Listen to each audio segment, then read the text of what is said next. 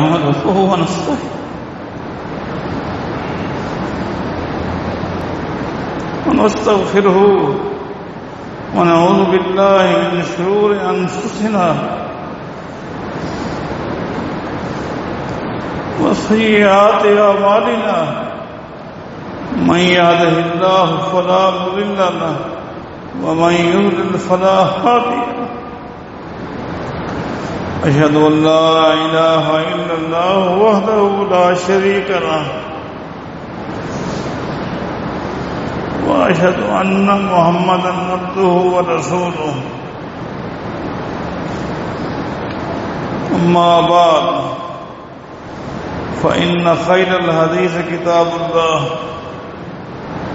وخير الهدي هدي محمد صلى الله عليه وسلم وشر الأمور محدثاتها وكل محدثة بدعة وكل بدعة ضلالة وكل ضلالة في النار.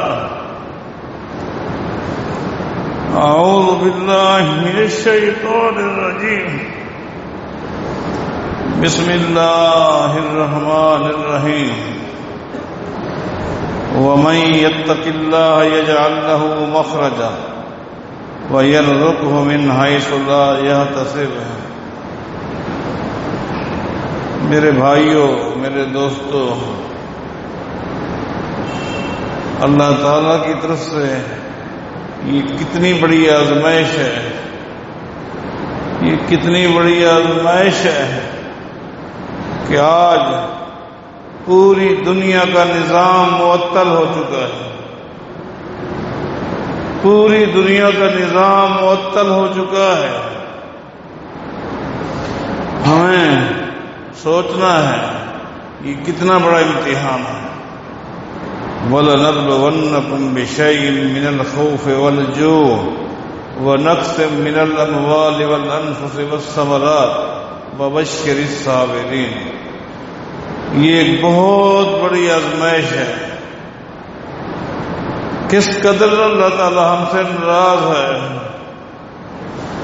ہمیں اپنے گناہوں کی معافی مانگنی ہوگی، کثرت کے ساتھ استغفار کرنا ہوگا.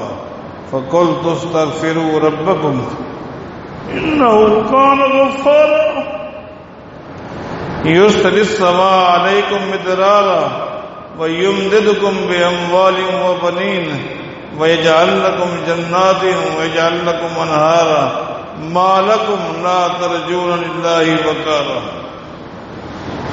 ہمیں استغفار کرنا ہوگا، اپنی غلطیوں کا اعتراف کرنا ہوگا، معافی مانگنی ہوگی،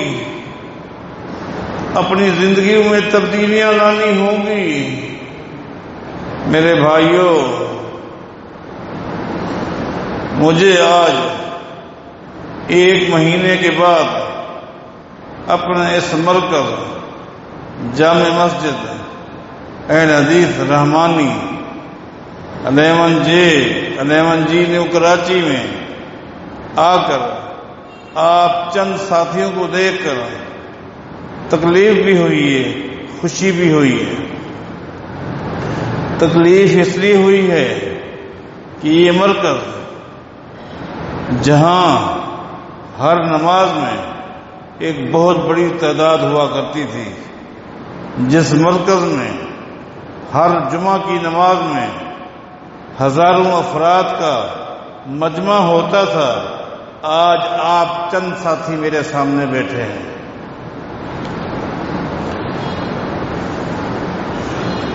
اللہ تعالی ہم سے راضی ہو جائے، اللہ تو ہمیں معاف کر دے، تاکہ ہمارے ان مراکز کی جو رونقیں تھیں وہ بحال ہو جائے. اور خوشی اس لیے ہوئی کہ چونکہ ہم پرامن لوگ ہیں، ہم نے آج تک کسی بھی قانون کو اپنے ہاتھ میں نہیں لیا. ہم عالمی سطح پر اسلامی ریاستوں کے سربراہان، اسی طرح پوری دنیا میں مسلمانوں کی مختلف تنظیموں اور اسی طرح دنیا میں اس وقت پائے جانے والے علماء محدثین اور مجتہدین کے فیصلوں کا احترام کرتے ہیں۔ ہم احترام کرنے والے لوگ ہیں، اور یہ بات ذہن نشین کر لیں کہ اس دور کے اندر پائے جانے والے محدثین مجتہدین کے فیصلوں کی حیثیت کیا ہے۔ نبی علیہ السلام نے فرمایا تھا لا تجتمع امتی علی الضلالہ، میری امت کبھی بھی گمراہی پر، غلط بات پر متفق نہیں ہو سکتی۔ پوری دنیا کے محدثین مجتہدین اہل علم کا فیصلہ، اس کا مطلب یہ اس کی بھی دین میں ایک حیثیت ہے۔ اس لیے ہمیں چاہیے ان حالات میں ہم نے اپنے گھروں کو کافی سمجھنا ہوگا، اپنے گھروں کے اندر رہ کر اللہ کو یاد کرنا ہوگا، نمازوں کا اہتمام کرنا ہوگا، تراویح کا اہتمام کرنا ہوگا۔ نبی علیہ السلام کی ایک حدیث ہے، اس حدیث میں نبی علیہ السلام نے ایک صحابی کو کچھ نصیحتیں فرمائی تھیں۔ ان میں سے ایک نصیحت یہ بھی فرمائی تھی وَلْيَسْعَكَ بَيْتُكَ، او بھائی جو تیرے حالات ہیں، جو مجھے معلوم ہے، تجھے چاہیے تو اپنے گھر کو کافی سمجھا کر، وَابْكِ عَلَىٰ خَطِيئَتِكَ، اپنے گناہوں کو یاد کر کے رویا کر۔ اس حدیث سے امام مالک جیسے امام محدث فقیہ اور مجتہد نے استدلالاً کیا کہا، ایک وقت آیا اور مدینے کی حالات کچھ پرخطر ہو گئے تھے، اور آپ کو پتہ ہے امام مالک رحمہ اللہ کا گھر مسجد نبوی کے ساتھ اتنا قریب تھا، اذان تو اذان ہے، بلکہ نماز جماعت کے لیے جب اقامت ہوتی، اقامت کی آواز بھی امام مالک کے گھر میں جاتی تھی، اقامت کی آواز بھی سنتے رہتے، لیکن گھر میں نماز پڑھتے۔ نبی علیہ السلام نے فرمایا تھا اگر حالات ایسے ہوں اپنے گھر کو کافی سمجھو۔ امام مالک جیسے محدث کا استدلال۔ اور بہت ساری شکلیں میرے بھائیوں ایسی ہوتی ہیں جن شکلوں میں بندہ اپنے گھروں میں رہ کر نمازیں پڑھتا ہے۔ اب آپ دیکھیں ایک معمولی سی شکل ہے، یہ تو ایک عالمی آزمائش ہے، عالمی۔ ایک بارش شروع ہوتی ہے ایک علاقے میں، بارش، تو نبی علیہ السلام نے فرمایا کہ مؤذن کو کہنا چاہیے صلو فی الرحال، الا صلو فی رحالکم، اعلان کرنا چاہیے اذان کے اندر کہ گھروں میں نماز ہو۔ یہ تو ایک عالمی آزمائش ہے، وہ تو بارش کے چند قطرے ہیں، فرمایا کہ نہیں، سکون کے ساتھ گھر میں نماز پڑھو۔ عبداللہ بن مسعود رضی اللہ تعالیٰ عنہ کے بارے آتا ہے جب وہ مسجد میں آتے اور دیکھتے کہ جماعت ہو چکی ہے، ساتھی ان کے ساتھ ہوتے، اپنے ساتھیوں کو لے کر گھر میں چلے جاتے اور وہیں اپنی مسجد گھر میں جماعت کے ساتھ فرض نماز پڑھتے تھے۔ یہ تو بعض شکل ہیں اور یہ تو اہم ترین شکل ہے۔ اس لیے ہمیں چاہیے اپنے گھروں میں نمازیں پڑھیں، گھر والوں کو ساتھ ملا کر اور نمازوں کا اہتمام کریں، اور اسی طرح تراویح کی نماز۔ ابھی چند دن پہلے ہمارے صدر پاکستان کا بھی فیصلہ ہمارے سامنے آ چکا ہے، ہم نے تو ہر ایک کا احترام ہی کرنا ہے۔ انہوں نے ماشاءاللہ بڑا واضح اور دو ٹوک لفظوں میں فرمایا ہے کہ بھائیو یہ تراویح کی نماز در حقیقت یہی تہجد کی نماز ہے۔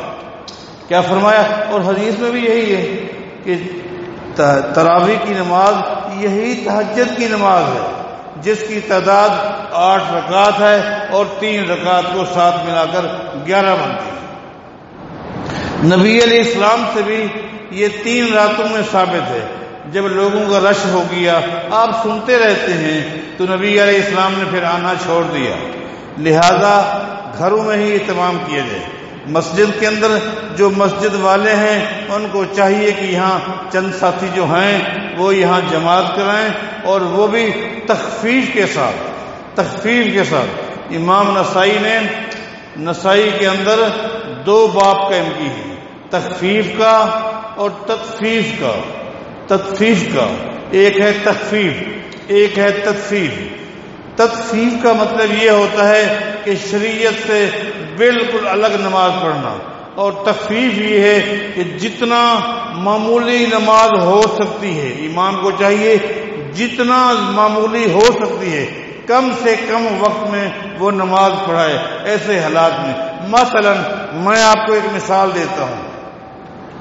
سیدنا عمر رضی اللہ تعالیٰ عنہ کو جب خنجر لگے مصلے کے ساتھ وہ تڑپ رہے تھے، اللہ تڑپ رہے تھے، خون بہ رہا تھا.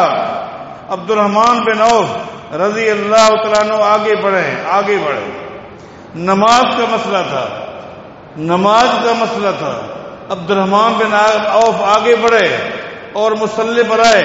ادھر عمر تڑپ رہا ہے، آنتیں باہر نکلی ہوئی، خون نکلا ہوا ہے، خون بہ رہا ہے. عبد الرحمن بن عوف کہتے ہیں جب میں نے نماز شروع کی فوراً ایک لمحے کے اندر میں نے قرآن کریم کے اندر نگاہ ڈالی کہ سب سے چھوٹی صورتیں کون سی. اللہ، نماز تو پڑھنی ہے، سب سے چھوٹی صورتیں کون سی؟ تو میرے سامنے والعصر اور انا آتیناک الکوثر، اور ایک روایت میں انا آتیناک الکوثر اور اذا جاء نصر اللہ والفتح. فرماتے ہیں میں نے وہی انہوں نے پڑھی تھی، اور بعد میں کہا تھا اگر ان سے چھوٹی صورتیں ہوتی تو میں وہی پڑھتا. اس لیے ائمہ کو بھی چاہیے جو مساجد میں نماز پڑھتے ہیں نا جی، اب لمبی قراتوں کا وقت نہیں ہے، اور مجھے تو آج تک کوئی ایک بھی حدیث ایسی نہیں ملی کہ رمضان میں تراویح کی شکل میں قرآن کریم مکمل پڑھا جائے، یا آدھا ضرور پڑھا جائے، یا 10 پارے ضرور پڑھے جائیں. مجھے تو آج تک کوئی حدیث نہیں ملی. ٹھیک ہے، حالات ہیں، آپ پڑھیں، 2 تکمیل کریں، 3 کریں، حالات ہیں. اب جو اس وقت کے حالات ہمارے سامنے ہیں تو ائمہ کو بھی چاہیے کہ ان چیزوں کو ہٹ کر اور غور کرنا چاہیے، جتنا مختصر ہو سکے وہ نماز پڑھائیں، اور باقی دوستوں کو چاہیے اپنے گھروں میں اہتمام کریں. اب آپ بتائیں اگر گھروں کے اندر ایسے افراد موجود ہوں جو جمعہ کے 2 خطبے دے سکنے کی صلاحیت رکھتے ہوں تو گھر کے افراد کو جمع کر کے ایسے حالات میں، کیونکہ یہ فیصلے چونکہ میں نے پہلے بتا دیا عالمی سطح پر محدثین مجتہدین کا ہے، کسی ایک شخص کا نہیں ہے، ان کی حیثیت ایک شرعی بن جاتی ہے. تو ان کو چاہیے اپنے گھروں میں ہی اہتمام کریں، اور جمعہ کی نماز بھی پڑھا سکتے ہیں، ظہر بھی پڑھ سکتے ہیں، جمعہ بھی پڑھا سکتے ہیں. ان کنڈیشنوں میں، ان حالات میں جمعہ کی نماز صرف مسجد کے لیے مخصوص نہیں ہے. سیدنا عمر رضی اللہ تعالیٰ عنہ سے پوچھا گیا تھا کہ مکے اور مدینے کے درمیان جب ہم سفر کرتے ہیں تو درمیان میں آبار ہیں، آبار بیر کی جمع ہے، اور بیر کہتے ہیں کنویں کو، جہاں سے جنگل میں بکریاں، بھیڑیں، اونٹ چرانے والے لوگ وہاں آتے ہیں اور اپنے جانوروں کو پانی پلاتے ہیں. مسافر گزرتے ہیں ان کنووں سے گزرتے ہیں اور وہاں سے پانی پلاتے ہیں. نہ وہ شہر کا نام ہے، نہ کسی گاؤں کا نام ہے، آبار خالی کنویں ہوتے ہیں. امیر عمر سے پوچھا گیا اگر ہم لوگ مکے سے مدینہ یا مدینے سے مکہ آئیں اور راستے میں جو آبار آتے ہیں اگر کسی کنویں پر رک کر حالات کے مطابق ہم جمعہ کی نماز پڑھ سکتے ہیں؟ فرمایا جی ہاں پڑھ سکتے ہیں، اور پڑھنی چاہیے، بلکہ کیا فرمایا؟ پڑھنی چاہیے. تو ایسے حالات میں آپ اپنے بچوں کو ساتھ میں لے کر اگر صلاحیت رکھتے ہیں تو ٹھیک ہے، ورنہ ظہر کی نماز پڑھیں. اور میں اگلی بات آپ کو بتا دوں، ہمیں اصل مقصود اللہ کی رضا ہے. اگر ایک عورت یہ سمجھے کہ چند مخصوص دن جو میرے آتے ہیں جن میں نمازیں نہیں پڑھتی، میں بعد میں وہ نمازیں پڑھوں گی، میری نمازیں کیوں رہیں؟ ہر مہینے میرے ساتھ 7 دن کی کہانی ہے، میری تو زندگی کی بہت ساری نمازیں رہ گئی. اس جذبے کے اندر آ کر اگر وہ کہے میں تو بعد میں پوری پڑھوں گی، یہ اس کی زیادتی ہوگی. اللہ کے شریعت کے احکام کی قدر کرنی چاہیے. اس کو چاہیے کہ وہ اللہ کو راضی کرے۔ اس طرح ہم بھی چاہتے ہیں حالات ہوں، ہم مسجدوں میں آئیں، ایک ایک قدم پر ہمیں ثواب ملے، جماعت کے ساتھ یہاں نماز پڑھیں، لیکن عالمی حالات جو ہیں وہ پرفتن ہو چکے ہیں۔ شروع میں لگتا تھا کہ یہ آفت اس کے ایک مخصوص علاقے میں ہے، اب صورتحال یہ پورے عالم کو اس آفت نے گھیر لیا ہے اور معاملہ بڑھتا جا رہا ہے۔ اپنے گھروں میں بیٹھ کر جماعتوں کے ساتھ نمازیں پڑھو اور گھر میں تخلیے کے اندر روئیں، گھر والوں کو درس دیں، رونے کا درس دیں، اپنی غلطیوں کو اعتراف کروائیں، معافی مانگیں، اللہ کو راضی کرنے کی کوشش کریں۔ اے اللہ تو ہمیں معاف کر دے اور ہم سے راضی ہو جائے۔